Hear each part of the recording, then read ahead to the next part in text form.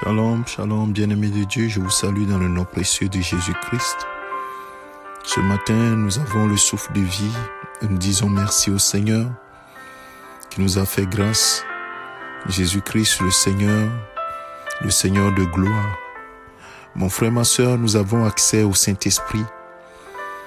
Ainsi, frères, sœurs, nous ne devons pas laisser la chair nous dominer, mais plutôt nous devons laisser l'Esprit de Dieu nous conduire. Marche selon l'Esprit de Dieu. C'est ce que le Seigneur attend de toi. Sans l'Esprit de Dieu, tu ne pourras pas marcher selon la volonté du Père. La parole de Dieu nous enseigne dans Galates chapitre 5.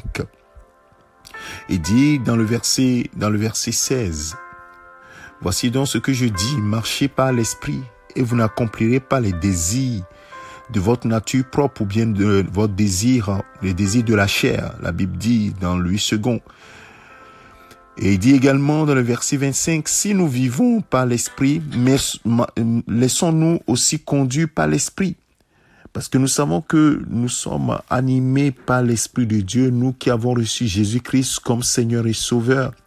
Dieu nous donne son Esprit Saint afin que nous puissions marcher par l'Esprit. Il dit, si nous vivons par l'Esprit, laissons-nous aussi conduire par l'Esprit. Bien-aimés de Dieu, cela est important que nous puissions comprendre ce que la parole de Dieu nous enseigne. Pourquoi c'est si important de marcher par l'Esprit, puisque nous vivons par l'Esprit?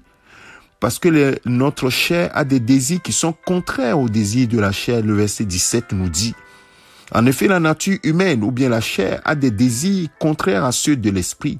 Et l'Esprit en a des désirs contraires à ceux de la nature propre, la nature humaine.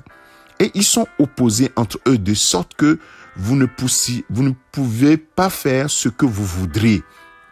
Oui, et donc si nous ne pouvons pas faire ce que nous voulons, ça veut dire que nous sommes encore dans l'esclavage. C'est-à-dire que ce qui triomphe de nous empêche de faire ce que Dieu veut de nous. Alors que la Bible nous dit que Dieu nous a délivrés de la loi. Dans Galates chapitre 5, là, le verset 1, si vous lisez, vous allez voir que par rapport à la loi du péché de la mort, la loi qui existait auparavant et la loi qui agissait dans notre vie, cette loi a été détruite par l'œuvre de Christ à la croix.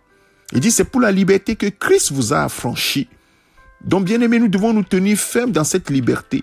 Et donc, si quelque chose veut nous empêcher d'avoir la liberté de marcher selon Dieu, alors nous devons l'enlever. Et la chair a des désirs qui nous empêchent de vivre selon la volonté de Dieu. Et les œuvres de la chair, vous les connaissez, ils sont cités dans le verset 19 au verset 21. Et les choses semblables à toutes ces choses-là, nous devons les annuler ou bien ne pas laisser ces choses prospérer dans notre vie. Et la Bible dit dans Romains chapitre 8, le verset 12, et dit, ainsi donc, frères et sœurs, nous avons une dette, mais pas envers notre nature propre, ou bien pas envers la chair, pour nous conformer à ses exigences. La chair a des exigences. Et ces exigences-là, comme nous l'avons dit tantôt, sont contraires aux exigences de l'esprit. Et donc, l'apôtre Paul dit aux Romains, le verset 13 nous dit, si vous vivez en vous conformant à votre nature propre, c'est-à-dire à la chair, vous allez mourir. Mais si par l'esprit vous faites mourir les manières d'agir du corps, vous vivrez. En effet, ceux qui sont conduits par l'Esprit de Dieu sont fils de Dieu. Bien-aimés, c'est ça l'aboutissement. Ceux qui sont conduits par l'Esprit de Dieu sont fils de Dieu. C'est là où le Seigneur nous veut. Alors, mon frère, ma sœur, ne laisse pas la chair t'imposer ses exigences. Tu n'es plus esclave de la chair. Tu es un enfant de Dieu. Et un enfant de Dieu est conduit par l'Esprit de Dieu. Un fils, une fille de Dieu est conduit par l'Esprit de Dieu et pour faire la volonté de Dieu. Et c'est ce que le Seigneur demande de chacun d'entre nous. Que le Seigneur, par son Esprit Saint, t'aide à faire mourir les œuvres de la chair, ne pas donner la nourriture à la chair. Quand la chair te réclame des choses, tu dois lui dire non. Parce que Christ a vaincu pour que tu puisses dire non à la chair et dire oui à l'esprit et marcher selon l'esprit qui te conduira selon la parole de Dieu et non pas selon autre chose, selon la parole de Dieu, uniquement aligné à la parole de Dieu. Que le Seigneur notre Dieu te bénisse, te fortifie.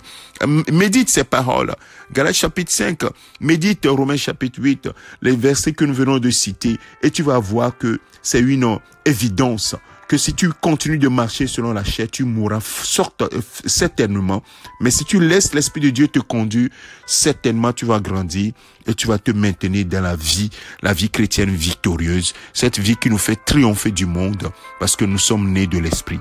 Que le Seigneur te bénisse et te soutienne dans ta marche chrétienne au nom de Jésus-Christ. Amen. C'est ton serviteur, le pasteur Alexandre. Excellente journée à toi, mon frère, ma soeur. Amen.